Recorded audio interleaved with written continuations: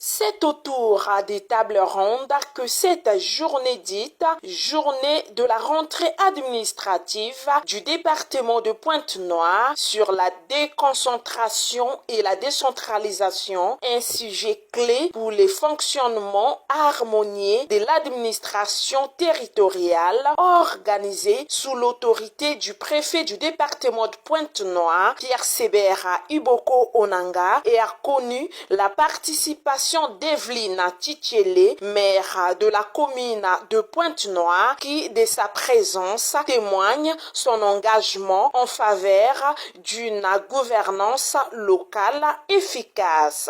Nous avons donc axé notre rentrée administrative sur un diagnostic posé. Et donc, fort de ce diagnostic, nous avons estimé qu'il était tout à fait indiqué que l'on apporte à notre maison Pointe-Noire les leviers nécessaires pour nous permettre de nous mettre sérieusement au travail, chacun dans son couloir, et faire que Pointe-Noire ne soit pas un département où il vit des taxes, où chacun fait ce qu'il veut. De ces deux modes de gestion administrative découle le respect de la hiérarchie, sinon rapproche l'administration à l'administré pour un bon processus de développement local. Mais le préfet, il est responsable devant le gouvernement.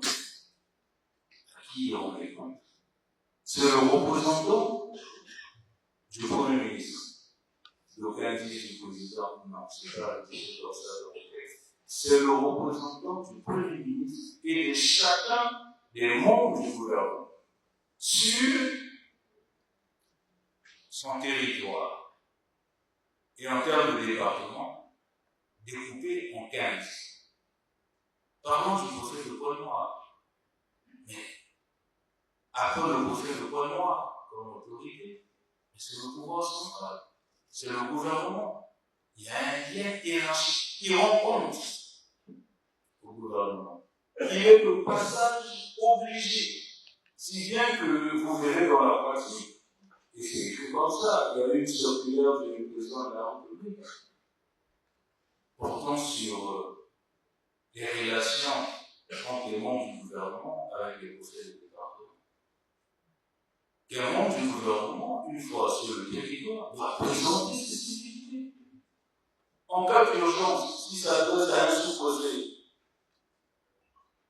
en lien avec une activité donnée, après, il doit tenir informé le préfet. Il est le passage obligatoire de toutes les correspondances